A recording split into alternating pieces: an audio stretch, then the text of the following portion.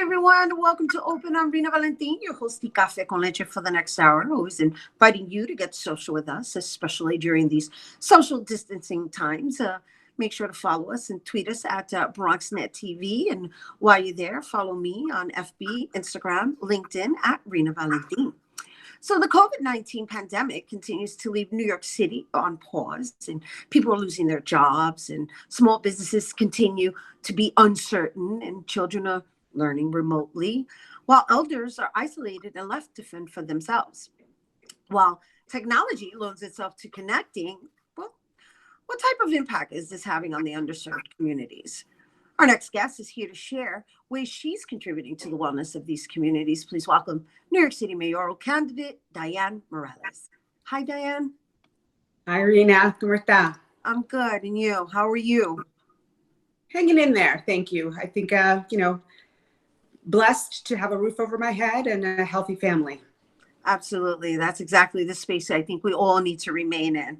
And so thank you for coming. You and I first met this January at the Women's March, right? You were one of the speakers up on that stage. And I wanted to introduce you to our viewers and just share a little bit of your background. So I wanted, first and foremost, because inquiring minds want to know, at least mine does, how is it that someone like yourself who basically got her graduate's degree at Harvard and Columbia, and I know you got your undergraduate at Stony Brook, right?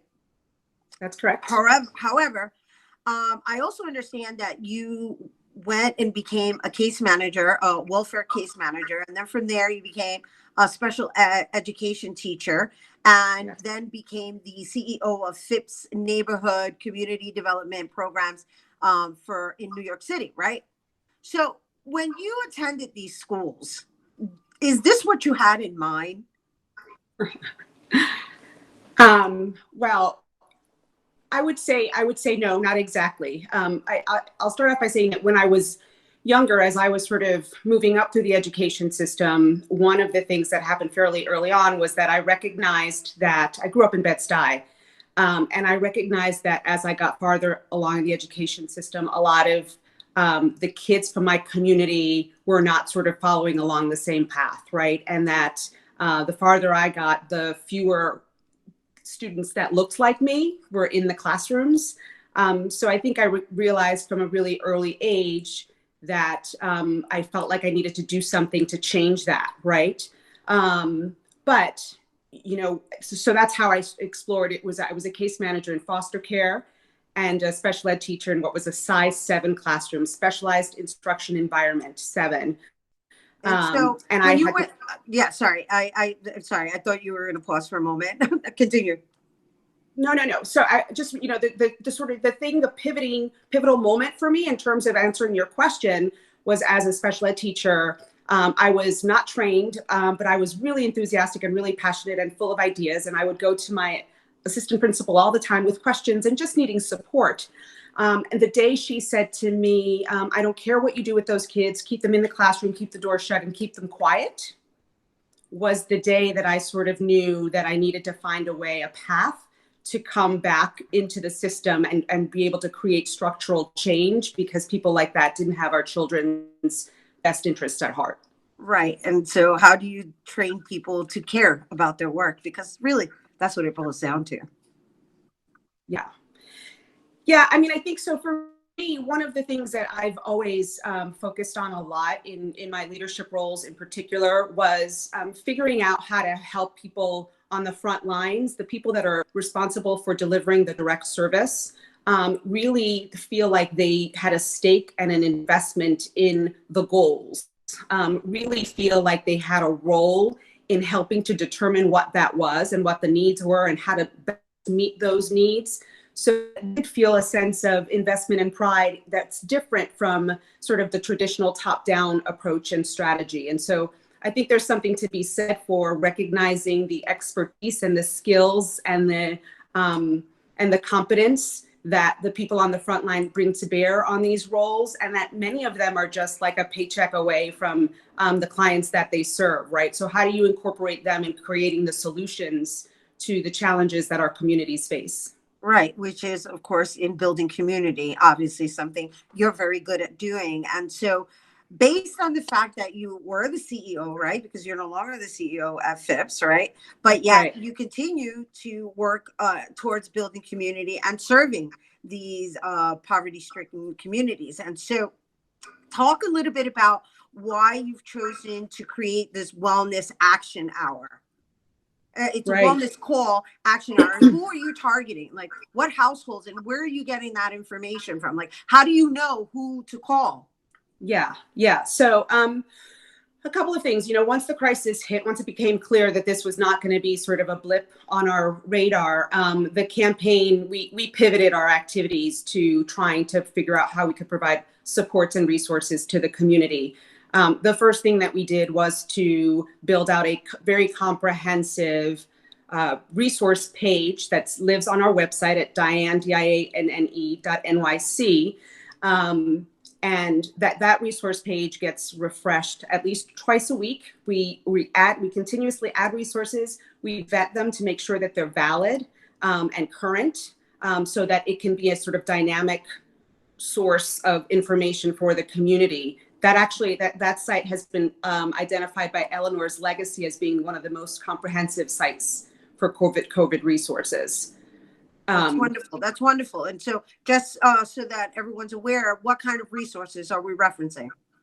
So these are resources for immigrant communities. These are resources for people who have lost their jobs. These are resources for small businesses who are looking for support.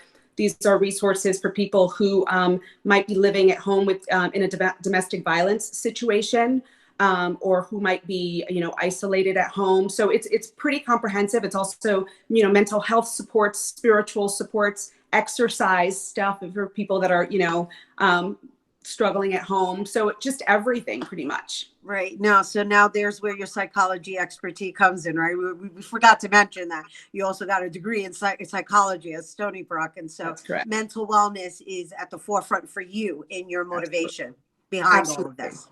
Absolutely. I mean, I think it's important, especially right now when people are really sheltering in place. You can go stir crazy. There's a reason why that expression exists, right? And so figuring out, we can be healthy physically, but if we're not taking care of ourselves emotionally and psychologically, that can cause just as much damage. And so it's really important to be mindful of that. And right now, our seniors in particular are experiencing the greatest amount of challenges as they are increasingly isolated. So it's important to provide those resources and that connectivity. So before we go, I understand that you are seeking volunteers. Can you just share what these wellness calls entail? Sure. We provide some training to our volunteers, provide a little bit of a script, although different people, if they're comfortable with it, can sort of take it in their own direction.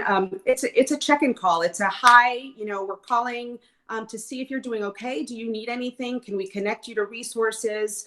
Sometimes it's just like a chat, with somebody who hasn't had their phone ring all day. And then it's connecting them if they need something. It's connecting them to resources based on the information that we've collected. So we can actually make if somebody's in need of food, we can connect them with somebody who can help them get food. And those kinds of things. And so you have one coming up on Saturday, right? And yes, it's just an hour of a person's time that you're asking.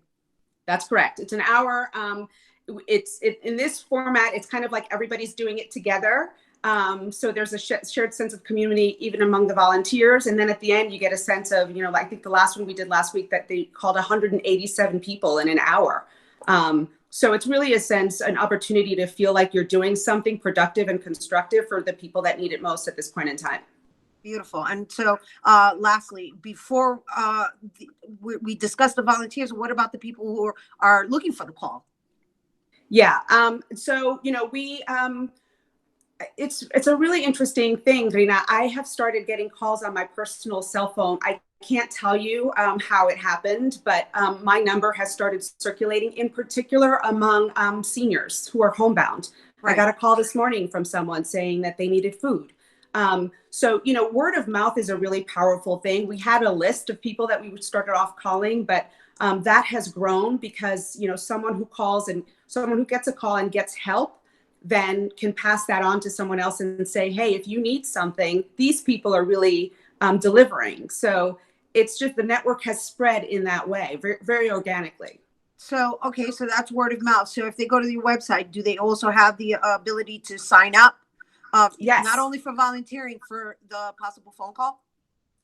Yes, they can absolutely sign up if there's a form on the page at the website, and they can indicate what their need is. There's also people can also sign up to offer additional information. If you become aware of a resource that you don't see on the page and you want to share it, you can share it that way. We'll vet it and we'll put it up too. Wonderful. Thank you. Thank you for your commitment to our community, and thank you for taking the time to talk with us today, Dianne. Good luck on your candidacy. Thank you. Thank you so much for having me. It was a pleasure. All right, you guys, once again, for more on the Action Hour wellness calls with Dianne Morales and local resources regarding COVID-19, you can visit dianne.nyc. All right, we have to take a quick break, but when we return, we'll learn about Ballet Hispanico's motivational video series in response to COVID-19. Don't go anywhere.